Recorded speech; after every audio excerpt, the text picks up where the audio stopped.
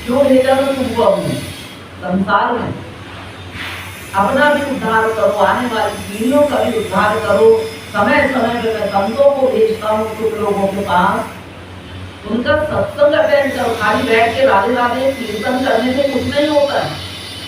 ठीक है, नथिंग से समथिंग अच्छा है, आप तो बकवास करने से तो राधे राधे कर रहे हैं, ठीक है, लेकिन ज्ञान ज्ञान ज्ञान ना अपने आप लेक्चर सुनने से ज्ञान आता है, ना अपने आप पुस्तकों को पढ़ने से आता है, क्योंकि हमारी बुद्धि का लेवल जो है उन शब्दों का हम वही अर्थ कर देते हैं जो लेक्चर भी सुनते हैं और जो पुस्तकीय ज्ञान भी रखते हैं। तो अपनी वृत्ति के आधार पर हम लोग अर्थ का अनर्थ कर देते हैं। इसलिए प्रत्यक्ष में हमारे पास कोई संत ऐसा रहना चाहिए जो गुरु रूप में, गुरु रूप का मतलब हमारी हर शंका का समाधान करे, हमको साधना करवा के आगे बढ़ाए और अपने लक्ष्य की ओर हमें ले जाए। हमें रास्ते में जो कठिनाइयां आ रही हैं, परेशानियां आ रही हैं, उनका हल हमको बतलाए। तो संसार में भी गुरु की आवश्यकता है। समाज में एक अच्छा जीवन जीने के लिए चाहे माता पिता हमारे गुरु बन के आए हो, चाहे कोई संत हमारी लाइफ में गुरु बन के आ गया हो, किसी भी तरीके से अच्छा संस्कार बच्चों को देना चाहिए जिससे कि अच्छे समाज का निर्माण हो और आने वाली पीढ़ियां अच्छी दिशा पकड़े। और अध्यात्म के लिए तो गुरु की जरूरत है ही, क्योंकि शास्त्र वेदों का ज्ञान हम अपनी बुद्धि के बल पे नहीं समझ सकते।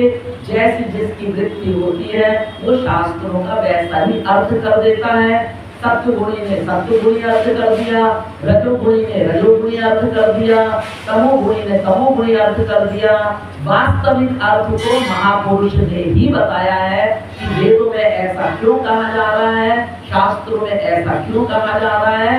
लेकिन ये वेद शास्त्र पढ़ने वाले अलग अलग प्रवृत्ति के लोग हुए, अलग अलग वृत्ति के लोग हुए, इसलिए सब ने अलग अलग अर्थ करा।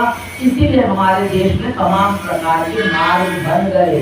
अन्यथा मार्ग तो एक ही है, आत्मा का उद्धार कैसे भी हो, जिस तरीके से भगवान से प्यार बढ़े, मन का लगाव बढ़े भगवान में, और एक मन से एक ही जगह लगाव हो सकता है।